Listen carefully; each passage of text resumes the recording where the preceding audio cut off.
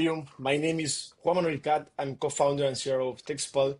We have a very special guest, and it's a very special episode because we have Tracy. Tracy is the head of talent at Zapier. So, Tracy, welcome. It's a pleasure to have you here. So, how are you? Thank you so much for inviting me. I'm really excited to be here and to chat with you about all of these topics. So I appreciate the invite. Thank you. Thank you. So, Tracy, if you agree, we're going to divide the conversation into three chapters. The first one is going to be the global hiring at scale. The second one is going to be the leadership, strategy, and the future of work. The third one is going to be the human versus the AI in modern recruitment. And the last one is about IT asset management. That So, sounds great. whenever you are okay, we can start with the first question. Sounds good. Let's jump Okay, in. let's go to the first chapter. So, the global hiring at scale. What breaks first when a company tries to scale global hiring too fast? That's a really good question. And just for context, Zapier is about 800, 900 people, and we're in 42 countries around the world. So we Excellent. are a very global company and fully remote. So what I would say breaks first is context, honestly. Like Yeah, speed often outpaces clarity. So teams start hiring before you have like the right systems and the policies or even the talent philosophies in place. And so when that happens, the downstream effects can be really challenging. You get inconsistent candidate experiences, you have misaligned expectations amongst the people who are doing the hiring, and then later totally. that can go into, onboarding and performance can be challenging, right? If we're not all aligned. So at Zapier, we learned that really early because we learned that scaling globally means you actually have to invest in some of the not sexy, but very important upfront Hmm, structure like documentation, calibration, training of your interviews. Otherwise, everyone's just kind of being scrappy, but then you're scaling like chaos. So and then Totally. we have the Totally benefit agree. of being fully remote. So we document a lot. We document everything. Excellent. Excellent. And what do you think leaders constantly underestimate about hiring outside their home country?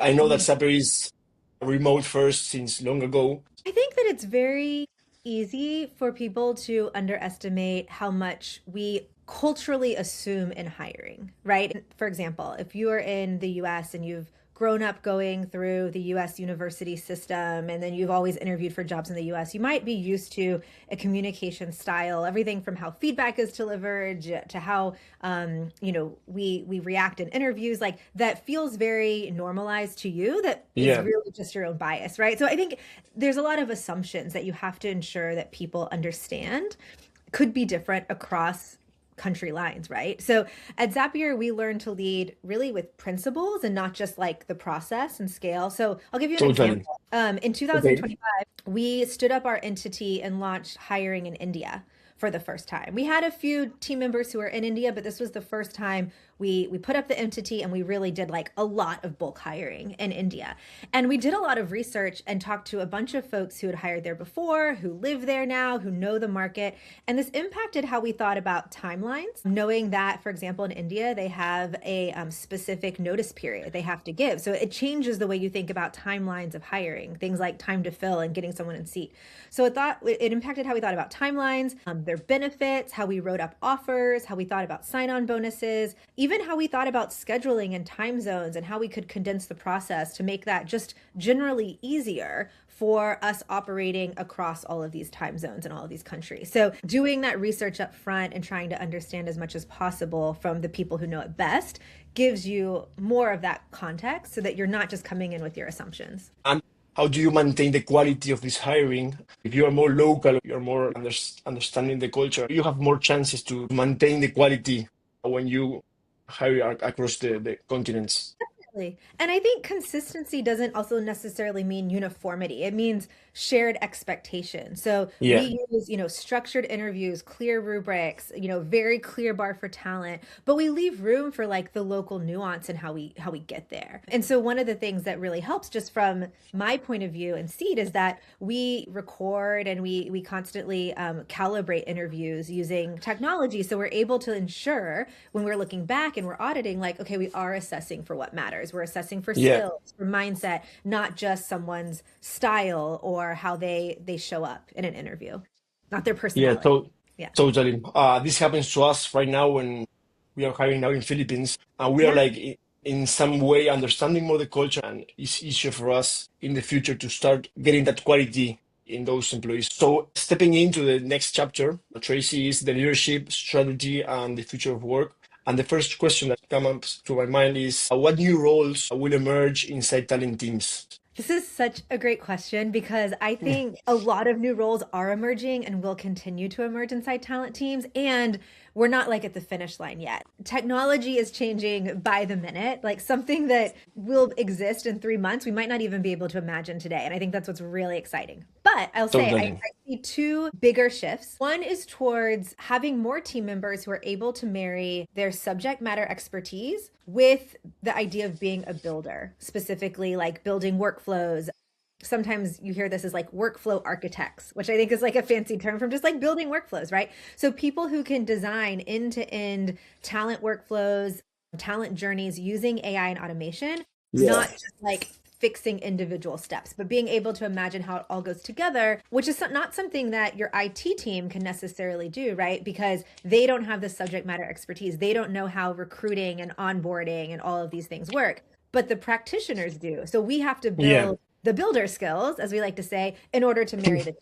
So that would be one. I think the second one is I think you'll see more of a focus on the importance of human connection because a lot of what we're trying to do with AI and automation is to free up human time for more of the unique human things, right? So, for Yeah. example, maybe instead of having a scheduler or coordinator on your talent acquisition team, you have like a candidate concierge. I've heard that term before. So it's like I'm not just like scheduling the interviews, I'm actually talking to the candidate, I'm making sure they understand the process. Like it frees Totally.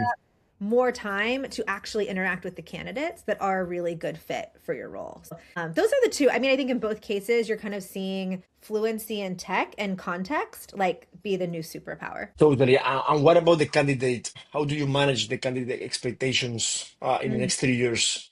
How is AI going to change this for you? Again, it's changing rapidly. I mean, I already think right now that candidates expect more transparency because they want to know, like, are you using AI? Are you not using AI? Will this be Hmm. seen? Is a human behind this? Are you a bot? Like, I think candidates really are demanding in a good way and expecting more transparency. But I also think they're expecting, or they will expect for sure, more personalization and speed because they'll know what's possible because they're using these tools too. Like at Yeah. Zapier, we assume that candidates are using AI throughout our process. Now we have some like hard lines and we publish like how you should use it and what's crossing the line, but that's really changed how we design everything from our skills test to, every interview, right? So I think in 3 years definitely, if not in 1 year, I think the best candidates won't just want like fast answers, but they'll expect a little bit more personalization. So for example, they will expect that you give them feedback on why they didn't move Yeah. forward Human, because human feedback. exactly because they know that you can do it because you have the Yeah. help of AI. Does that make sense? So I Yeah. think I think that like also as always candidates really crave a personalized process and in the past maybe that was specifically like I want to talk to a human, but I think that AI can really supercharge things like we just said like feedback personalization or tailored interview prep. Like these are things that my recruiters would love to do for candidates, but they honestly would just never have the time or the ability to do that Yeah. at scale. And now we can. So we should. And candidates should expect that. Yeah, totally. And what about when we talk about companies? I know that Zapier is a first remote and is remote since long ago. What advantages do you see between one Zapier that is maybe remote native company, between one that is going to be or is today hybrid Oh, company yeah. native? This is such a good question. So, yes, like you said, we've been remote from the very beginning of our founding back in 2011, 2012. So, that means we have designed everything intentionally about around being remote. And that's where I That's think awesome. remote companies have the advantage, right? Because we're not designing around offices. One, we're not sinking a lot of money into offices, so we have more financial resources to do other things. So that's like very practical. We're designing around outcomes and equity and access, and not just what needs to happen logistically to be in the same place, right? So that means our hiring, our onboarding, and all of our like rituals and culture practices are built to scale across time zones and context. And I think when AI enters the picture, that having that foundation helps even more because the systems are already distributed and digital first and not tied to geography or like legacy norms. And I think this is actually really important. It's something I feel like, I've just been thinking about more in the past 3 to 4 months is like, again, being remote and having a kind of an async culture across time zones, we document so much. A lot of our conversations happen in Slack. A lot of Yeah. decisions are made in memos. Or the fact that we're on virtual meetings, we have AI companions or granola or other things that take notes for us. And so we are so context rich as a company. And if you are like in an office having that water cooler conversation or that meeting with the whiteboard, It's like difficult. that could be great, right? But nobody is probably recording that. And so somebody misses that meeting or was not able to go in the office that day, they've missed all that context.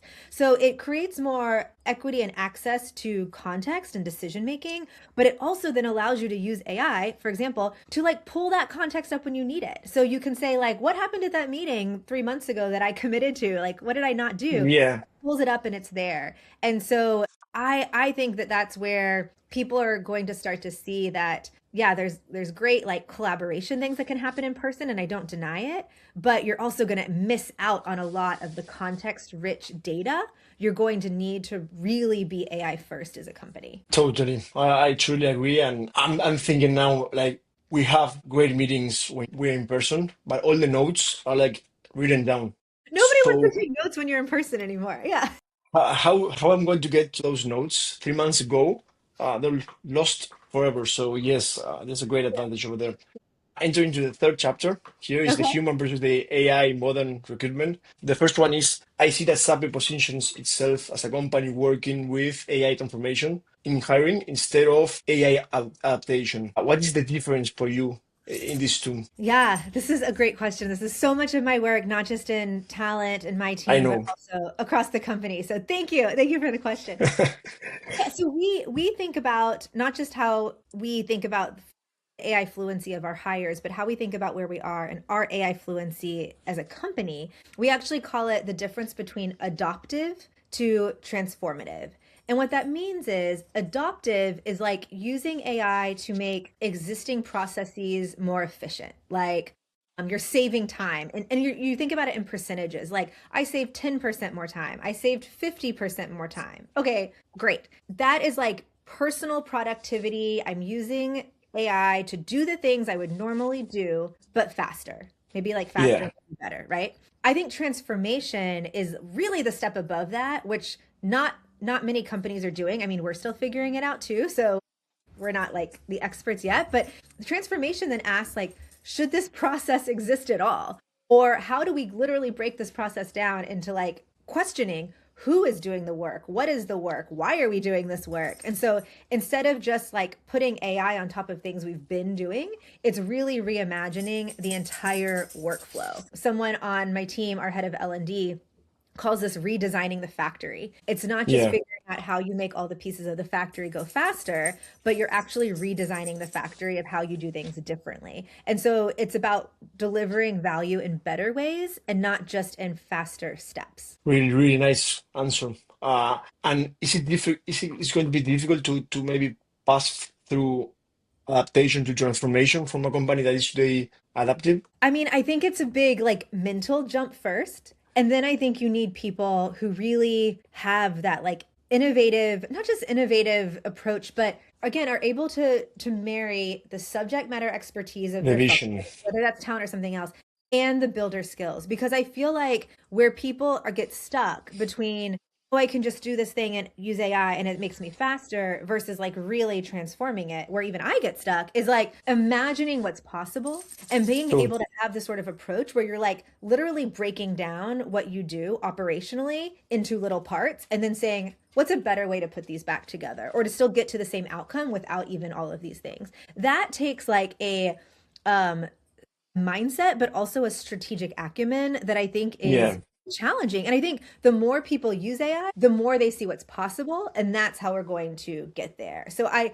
think there are very few people, though there are out there, who like immediately already have that mindset.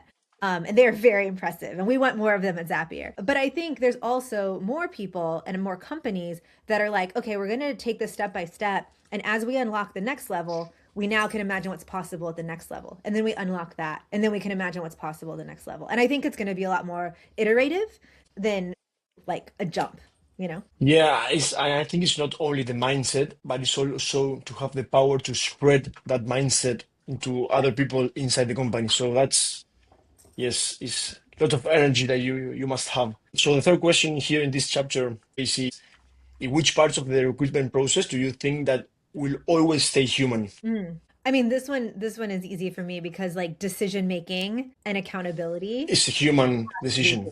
Yeah, exactly. CTO Brian Helmig always says you can delegate the work, but not the accountability. So when you are making decisions about humans, they need to be made by humans. AI is such a powerful tool in surfacing insights, identifying trends, summarizing data, prepping you to do something, giving you a thought partner. But like the human has to make the decision. And we 100% stick by that. Like only a human makes the decision if people move, throughout our process. Now, again, AI can make that faster and it can actually make that signal better and it can actually eliminate some inherent unconscious bias we might have. And that's great, but the human always has to make the final call. And that feels like a non negotiable.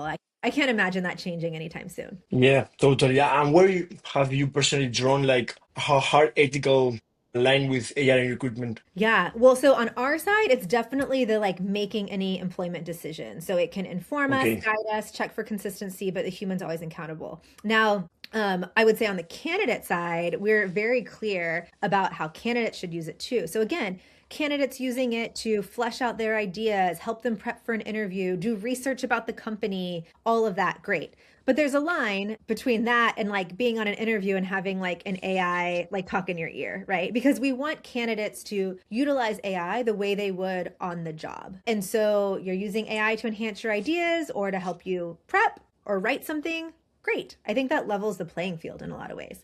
You're Yeah. using AI to help you make up answers of content you have like literally no idea what that is. There's a line there. And so I think that's kind of where for us and for candidates we draw it. Yeah.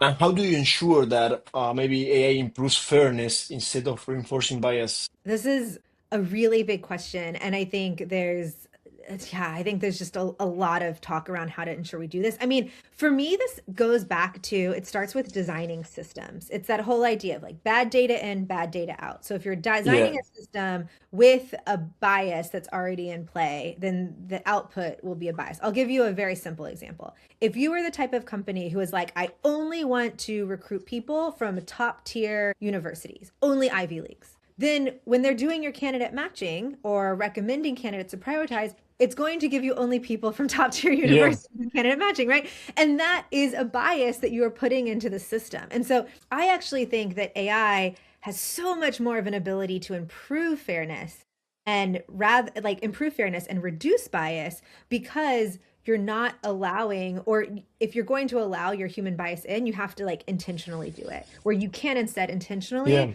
design a system without it. I also think, again, AI allows you to scale. So if you think about a recruiter who's doing 15 recruiter screens in a day. Well, by the 14th or 15th one, that recruiter is tired. They might not remember Tired. everything, right? Like they might forget little details because they didn't finish their notes before the next one. But you utilize AI and some tooling, and you can ensure that like every decision is like very clear, that you can look back at the interview notes. You have your AI notes that you can refer to. You have the recording you can look at. You have a rubric that you can score on, and it can ensure that you actually stay consistent versus, having the inconsistencies that are super natural for humans. Super complete. Thank you very much, Tracy. Stepping in now into the last chapter, it's more like an IT asset management question, but I want to speak more about the first experience of the employee. So, from what you've seen until now, being so remote, native company as Zapier, and hiring people all over the world, how much does the first days of work, tools, access, automatations, onboarding sections, and also receiving the asset on time affects that experience for the employee? I think there's so many ways to answer this question, but the short answer is it absolutely does. I think your first few days, your first week anywhere can really influence like how you see the company? Did it match your expectations? Is this a place where you're excited to learn? Or, you're Yeah. already getting those signals within the first few days. And sometimes some of these like tactical things like tools and access and automations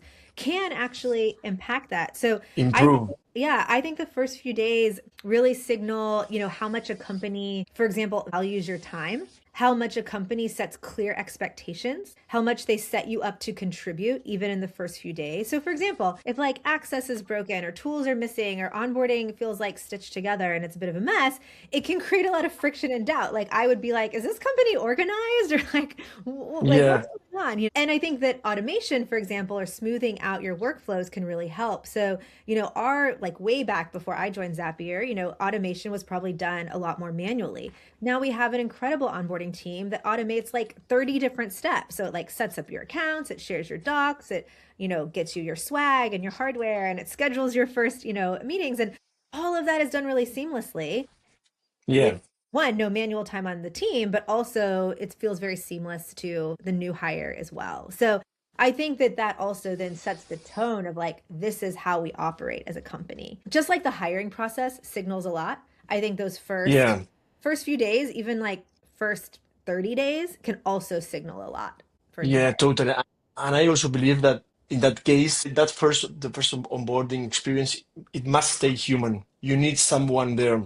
You cannot speak to a bot. You cannot speak to AI in your first day. You need a human over there, maybe that it's already inside Zapier that will help you in the transition of those first weeks. Yeah. So that's something maybe AI cannot beat because human over there is more friendly, surely. Yeah, absolutely. And if you have AI and automation doing kind of all of this back end behind the scenes work, then you actually create space for your onboarding team or whatever to Yeah. be there, to have that human interaction because they're not doing all of the admin work in the background. So again, it's allowing, the technology to sort of supercharge your work, but also allow people to put their focus on the things that are uniquely human. Totally Yes, agree. totally. Well, Tracy, thank you very much for your time. It was a pleasure to have you here. For us, it's really important to have you here as a startup and listen to companies first remote natives is for us is really important. So thank you very much. Awesome. Thank you so much for having me. This was such a fun conversation.